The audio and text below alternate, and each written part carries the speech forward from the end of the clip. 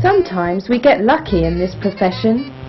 We get to work alongside some really gorgeous guy who's not only the boss, but he's loaded, he's generous, and he's single. Mr. Bridges isn't quite what I was hoping for in a new boss. He's my disgusting boss. He has some really childish habits. Goodness knows how he keeps his job down. I've tried to be helpful and tidy his office life up, but all he says is, leave it, leave it. It's untidy for a reason. I have a system going. Some of the other girls in the office think he's a slob. I just call him plain disgusting. He just doesn't care what people think of him. I don't care what he thinks of me either. I approach nowadays with caution and protection. One day, though, things went just too far. I mean, I've got my own personal health to think about, haven't I? I didn't last long in that job.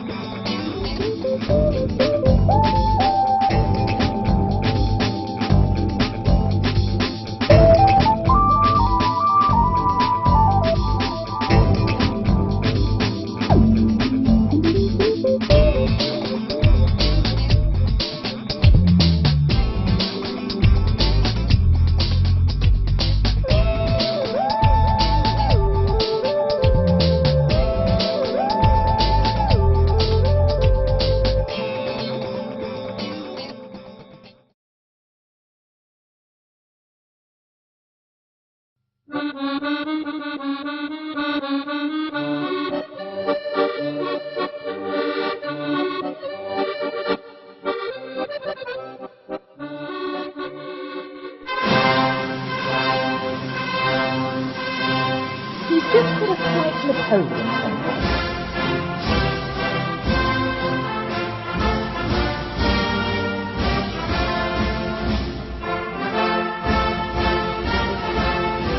Yes, sir. Aye, aye, sir. Whatever you want, sir. I bet he still lives at home with Mummy looking after his every need. He's my boss from hell. We call him Napoleon, though he thinks he's more like one of those guys from the Dragon's Den.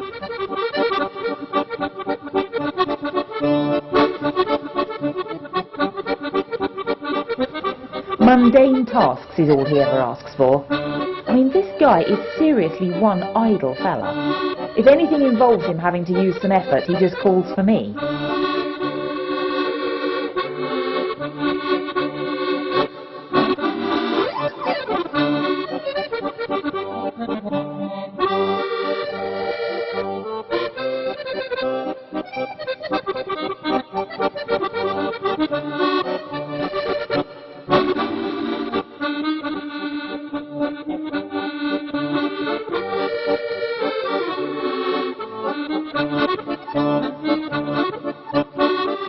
Sometimes I wonder if it's worth it, working for Napoleon.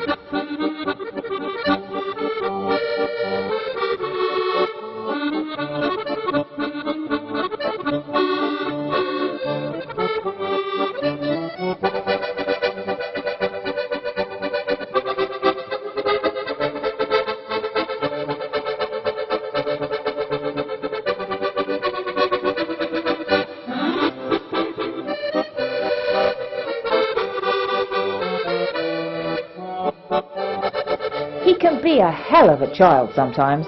If things aren't done his way, he's likely to throw a fit, throw a tantrum, in fact throw anything he's not happy with. I know what I'd like to do. I know I'd lose my job if I carried it out. Still, it could be worse. He could be 6 inches smaller. Plus, he still hasn't realised we've been sticking Viagra in his coffee.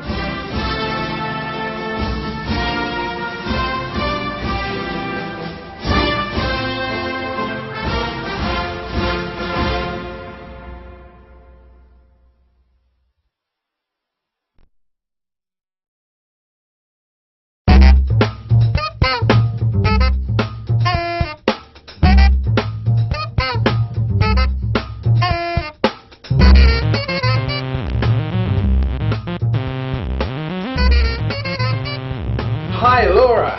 Glad to have you on board. Oh, thank you, Mr. Mason. I'm really happy to be here. We were so impressed with your interview. Well, we just had to have you. Your place is right here, and I'll be right behind you. And if you need me, my extension is 10. Such a welcoming boss on my first day. All P's and Q's with me. Very convincing, I thought. I never realised I was being spied on. Though, he did have a rather unhealthy interest in my clothing. That's a naughty little skirt. Oh, thank you, Mr. Mason. The dirty old man.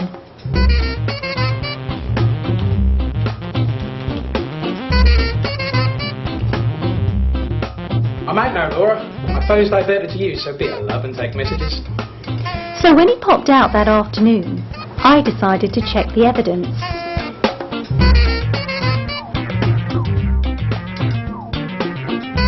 Hi Laura, how are you settling in? Oh, fine, thanks. Oh, will you do me a favour?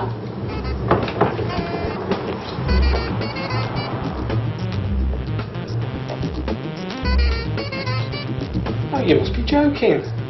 I'll let you take me out tonight. Well Laura, I'm not that sort of fella really. Oh, please, Paul, you're doing me a huge favour. Yeah, but why that? You'll find out. Look, Mr. Mason's out. Go on, we can do it now.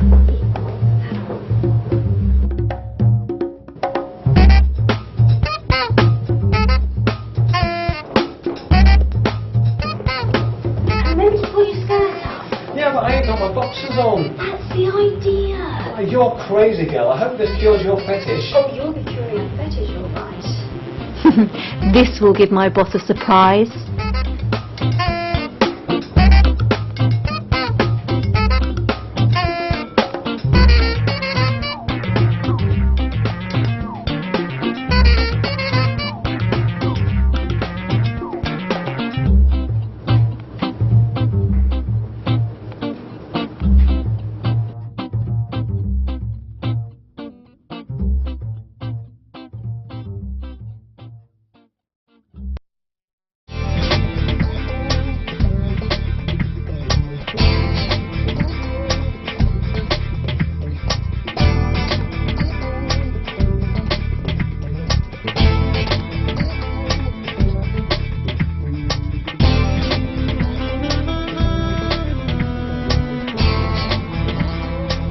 Most PAs like their bosses because they fancy them, or they get them nice prezzies like perfume, flowers, or Licenza gear. I like my boss simply because he's different.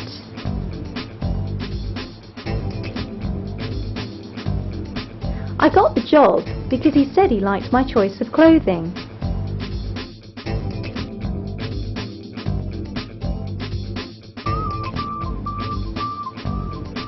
Ever since that day he told me, I have simply loved working as Mr. Patterson's PA. Rachel, he said. I like being called Rachel. I thought he was joking.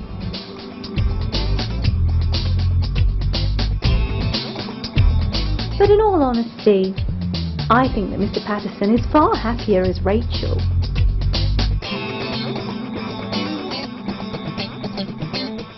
I never thought that I would have a boss that asked to try on my clothes.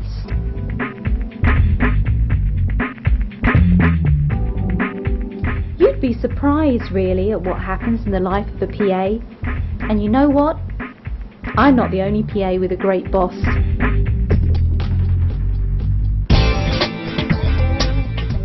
I mean, who needs a hunky boss when you can have a fun-loving drag queen